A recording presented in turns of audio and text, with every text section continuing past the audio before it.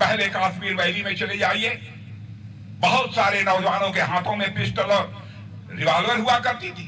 आज जाकर परिवर्तन देख लीजिए, आज उनके हाथों में पिस्टल रिवॉल्वर नहीं है, बल्कि लैपटॉप है और कंप्यूटर आपको देखने को मिलेगा। यह बड़ा बदलाव आया है। 2022 के बाद एक भी पत्थरबाजी की कोई घटना नहीं हुई। कांग्रेस कहते हैं कि हम 370 को फिर से लाएंगे। लाकर दिखाओ यदि हिम्मत है। जब तक भारतीय जनता पार्टी हिंदुस्तान में रहेगी बहनों भाइयों, कोई मां का लाल यहां धारा 370 इंपोज नहीं कर सकता है।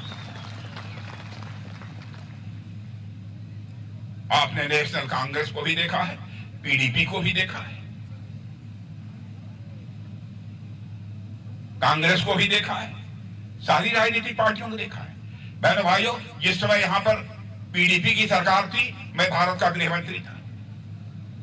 बराबर आकर उस समय के मुख्यमंत्री महबूबा जी से मैं कहता था हालात सामान्य होने चाहिए। यहां तक कि मेंबर ऑफ पार्लियामेंट का एक डेलीगेशन मेरे गृह मंत्री रहते हुए मेरे नेतृत्व में यहां पर आया था। मैं विरोधी दल के कुछ सांसदों को, वरिष्ठ सांसदों को, जिसमें शरद यादव जी भी उस समय थे, कम्युनिस्ट पार्टी के भी नेता थे, मैंने कहा कि हम तो भारतीय जनता पार्टी के हैं, हमसे यह सब हुर्रियत वाले लोग हमसे जलते हैं, हमको देखकर चिढ़ते हैं। लेकिन मैं चाहता हूं कि श्रीनगर में अमन अमान के हालात कायम होना चाहिए। यदि आप लोग यह बात करिए तो हम बात करने के लिए तैयार हैं, लेकिन शांति चाहिए, शांति की बहाली हम कश्मीर में चाहते हैं। और मेरे ही हमसे पूछकर शरद यादव और कुछ कम्युनिस्ट पार्टी की लीडर उनसे मिलने के लिए हुर्रियत कॉन्फ्रेंस के लोगों के दरवाजे पर गए और बहनों भाइयों उन लोगों ने दरवाजा बंद कर दिया था। हमारे देश के वरिष्ठ सांसदों से वह बात नहीं करेंगे। छोटे मासूम बच्चों के ऊपर, जिनके ऊपर केसेज लगे थे,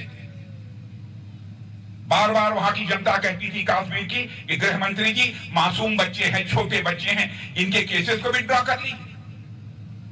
उस समय की मुख्यमंत्री से बात किया मैंने कहा कि मैं आप इस बात की मैं इजाजत देता हूं कि जो मासूम और छोटे बच्चे हैं जिन पर मुकदमे लगे हैं वो वापस कर लिए जाए। कलेजा खोलकर कश्मीर में हालात को